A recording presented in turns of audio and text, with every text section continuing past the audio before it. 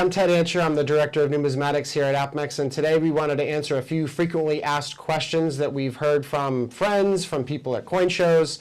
And one of the most popular questions that we always get asked is, what is my silver dollar worth? So I have here my guest, Mike Garofalo, who you've seen in the past. So Mike, what is my silver dollar worth? That's kind of a complex question. Well, it is, Ted, because I don't know what your silver dollar is. But it's a question that you see on social media all the time. And, you know, contrary to what you see on a lot of social media, your silver dollar probably isn't worth $10 million. What? Well, you know, people tend to think that if it's on the internet, it has to be true. And in some respects, there is a lot of great information there. But let's talk about what your silver dollar, you know, could be worth.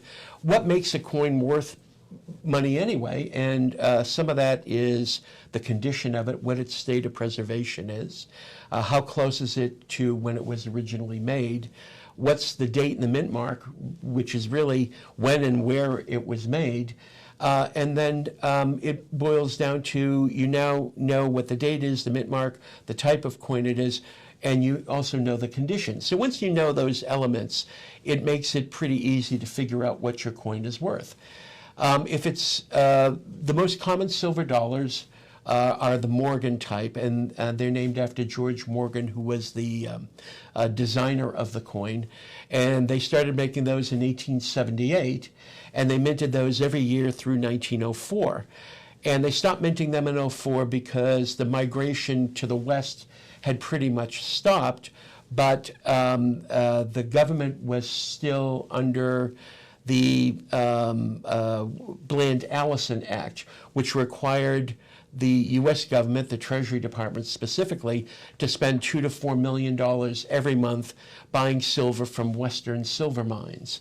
So by 1904, you know, the people in the eastern part of the country really didn't want silver dollars. They were perfectly happy carrying around paper money as opposed to these big, heavy silver coins.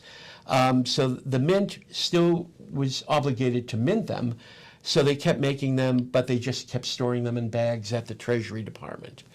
And then after World War I ended in 1918, suddenly there was a shortage, and the reason there was a shortage was there was another piece of legislation called the Pittman Act, and the Pittman Act required the U.S. Treasury to sell to Great Britain a huge quantity of our silver surplus to back their own currency. So we sold them more than 250 million of our old silver dollars. We melted them down and sent them actually the silver.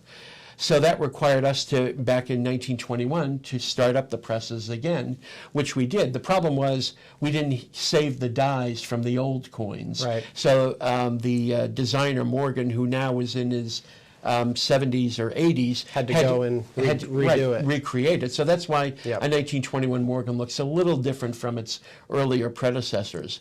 But there's a lot of great coins in that series. The Morgan dollar is the most collected U.S. coin, which means it's the most collected coin in the world. Around 1918, when the war ended, there was a great hue and cry then from the public that they wanted a coin that would actually honor the end of the war to end all wars. Remember, when World War I ended, people thought that was the worst thing that society had ever gone through. In the history of society. Right, and Yeah. in many respects it was. So they wanted a silver dollar to replace the Morgan dollar. You know, you can replace the design on a coin if it's been minted for the last 25 years. So they held a competition, and it was won by this Italian immigrant, Anthony De Francisi, and he designed a coin using actually his wife as the model for Miss Liberty.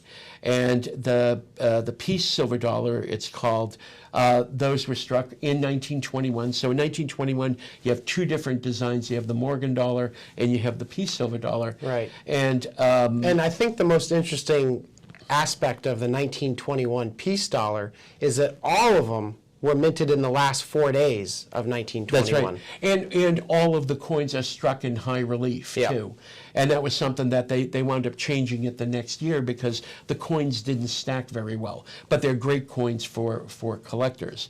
So if your silver dollar is a Morgan or a Peace silver dollar, you have a coin that has a little more than 3/4 of an ounce of pure silver, and it's 0.77344 of an ounce. So you always have the silver value. But with a Morgan dollar or Peace dollar, you also have the collectible value as well, too. Now, if it's anything earlier than 1878, you have a coin that definitely has collector value to it. Right. You know, it could be a trade dollar, it could be a Liberty seated dollar, it could be a number of different things. But those coins are the ones that have really, terrific value. Morgan and Peace silver dollars combined, they made about 760 million of those coins. So a lot of them are not that rare. And, you've had, as I've had over the years, lots of people think that, well, gee, I have this coin, it's big, it's silver, it's got to be worth hundreds of dollars because it's more than 100 years old. Right. That's not necessarily the case. Age alone doesn't determine the value of a coin like a silver dollar. A good example of that is I could, find a Roman coin that's 2,000 years old that you think, my God, this must be a museum piece, a Roman bronze coin that you could buy for $15. So it's really more supply and demand. And because Morgan dollars are the most popular coins, there's always great demand for those. Right. So when you're trying to figure that out, you have to look at the condition of the coin, you have to look at the date and the mint mark, which is a little letter on the coin that indicates the mint that struck the coin. And you have to look at what's the demand for those coins. The demand for Morgan dollars is good, the demand for Peace dollars is always good. Those coins, even if it's in terrible condition, are worth at least $20 to $25 a piece, and it starts up from there. The one thing I will say, though, and always tell people this, is never, ever, under any circumstances, should you ever clean your coins. Because if you do, the likelihood of you destroying the value is much greater than you improving it. So people tend to think, oh, nice and shiny is better. That's not the case with coins. With coins, leave them alone, let an expert take the foreign matter that's on the coin off of it. Don't try and do it. You're likely to only ruin the coin. Originality is best. Exactly. And so in answer to that question, if it's anything after 1935, if it's an Eisenhower dollar, a Susan B. Anthony, a presidential dollar, essentially those are worth a little bit more than face value, but really not very much.